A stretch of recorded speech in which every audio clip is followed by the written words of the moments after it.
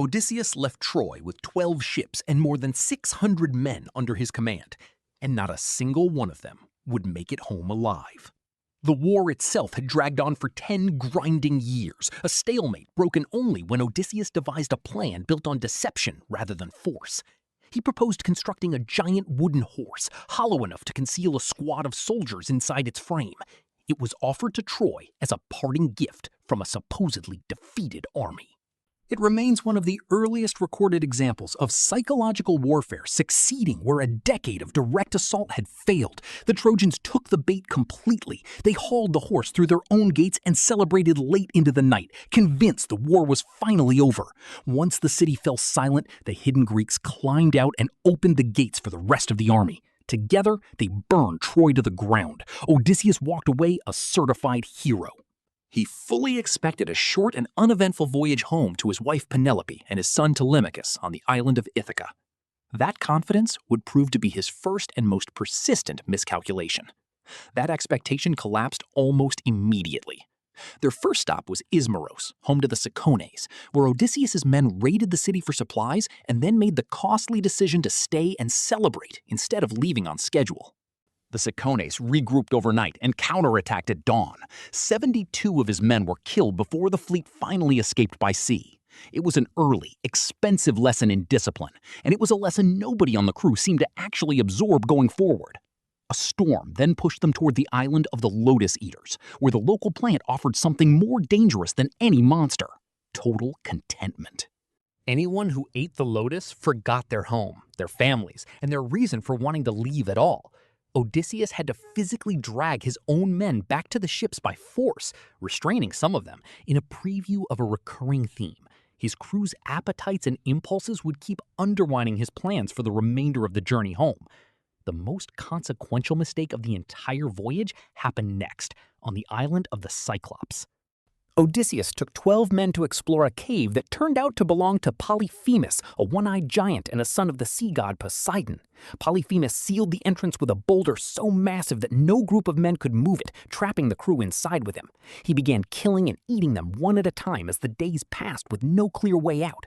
Odysseus responded with a plan built on patience rather than force, and a little wordplay. He offered the giant wine, strong enough to knock him out cold. When Polyphemus asked his name, Odysseus told him it was Nobody.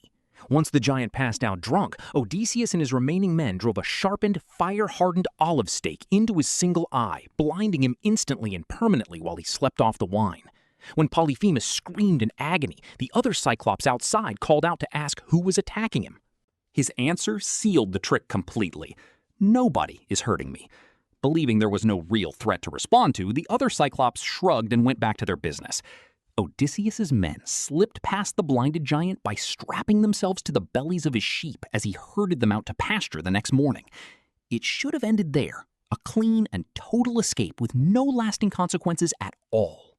Instead, as the ships pulled away from shore, Odysseus's pride overrode his judgment completely. He turned back toward the island and shouted his real name and title at the giant. He simply could not resist claiming personal credit for the trick he had pulled off. Polyphemus, now able to aim by sound, prayed to his father Poseidon to curse Odysseus with a homecoming that was late, lonely, and full of ruin. The next stop was the island of Aeolus, keeper of the winds, who tried to genuinely help by gifting Odysseus a leather bag containing every dangerous wind in existence, leaving only a gentle breeze to guide the ships home safely. They sailed within sight of Ithaca itself, close enough to see the coastline. Disaster struck, this time from within the crew rather than from any monster or hostile god. While Odysseus finally allowed himself to sleep, his own men opened the bag, convinced it was hiding gold that their captain intended to keep for himself alone. The released winds tore the ships backward across the entire sea they had just crossed. Weeks of hard-won progress were undone in a matter of moments. Aeolus refused to help a second time, viewing the disaster as clear proof the gods themselves opposed Odysseus's return and wanted no part of it. From there, they were attacked by the Lystrygonians, a race of giants who hurled boulders down from cliffs. 11 of the 12 remaining ships were destroyed in a single coordinated assault, killing most of the fleet's remaining crew in minutes. With only one ship left out of 12, Odysseus reached the island of the witch goddess Circe. whose reputation for transforming visitors preceded her before his scouting party ever set foot on. Circe turned that scouting party into pigs the moment they entered her hall, using an enchanted drink laced with a subtle poison hidden in ordinary food. Odysseus rescued them only with outside help. The messenger god Hermes gave him a protective plant called moly that neutralized Circe's magic entirely, allowing him to resist her spell and force her to restore his men to human form again. The crew ended up staying on Circe's island for a full year, a pause that speaks to how disorienting and demoralizing the journey had already become for everyone involved. Eventually, Circe redirected Odysseus toward the land of the dead, instructing him to seek out the blind prophet Tiresias for guidance on what remained of his voyage and what danger still lay ahead of him and his crew. Tiresias delivered one warning above all others.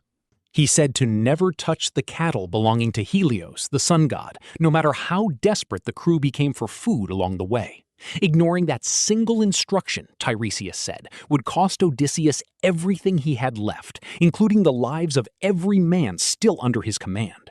While in the underworld, Odysseus also encountered the spirit of his own mother, who had died of grief during the long years of waiting for his return. Leaving the underworld behind, the ship approached the island of the Sirens, whose song was famous across the region for luring sailors to their deaths on the surrounding rocks. Odysseus had his men plug their ears with beeswax while he alone remained unblocked.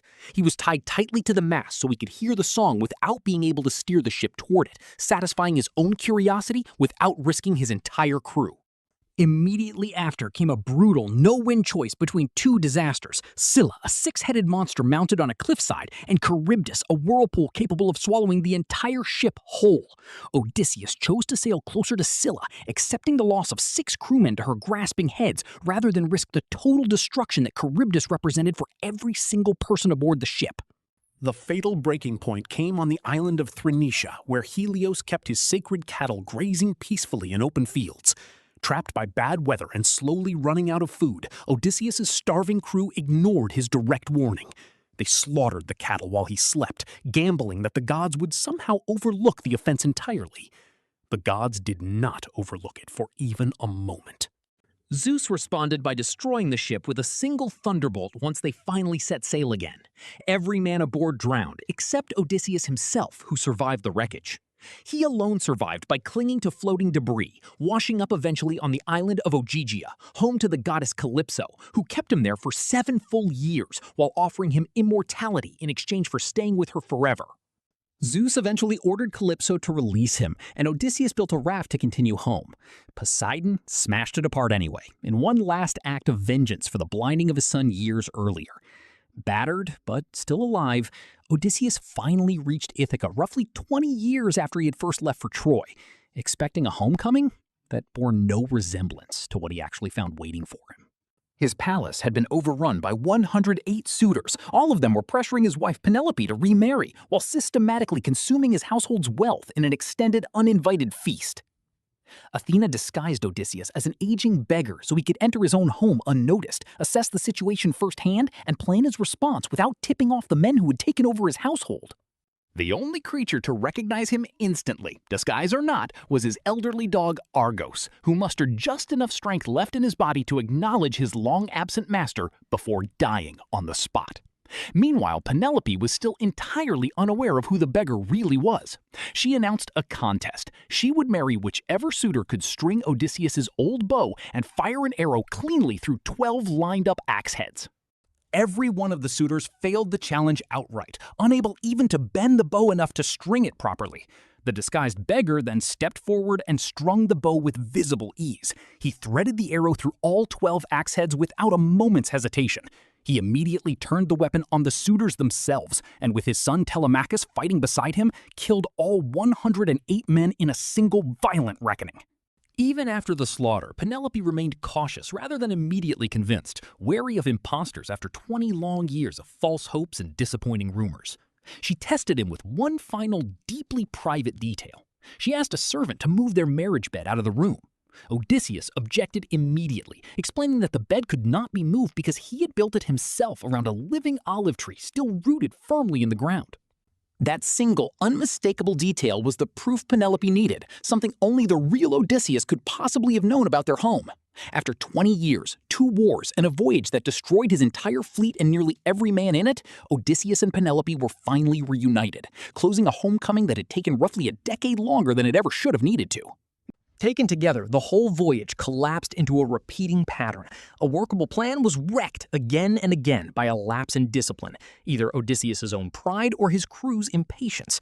Troy had been won through careful engineering of trust and patience, yet almost every disaster afterward traced back to someone breaking that same discipline at the worst possible moment. The Cyclops episode alone illustrates the pattern perfectly. The actual escape plan worked flawlessly, right up until an unnecessary victory lap undid it.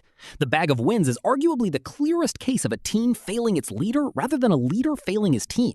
Odysseus had already secured a genuine gift, a controlled resource meant to shorten the entire voyage. The plan failed only because the people closest to him assumed hidden value where none existed and acted on that assumption without asking first. It is a mistake that shows up constantly whenever information is not shared transparently within a group.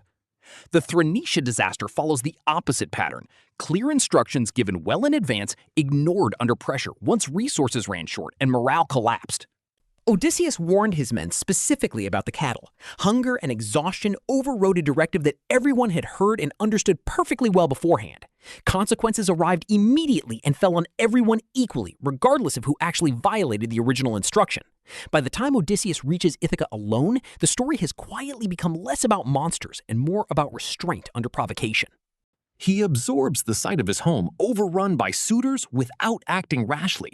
He gathers information patiently while disguised and waits for the exact right moment to reveal himself, instead of reacting out of anger or wounded pride. That patience is the direct opposite of the impulsive shout that started the entire disaster back at the Cyclops' island in the first place.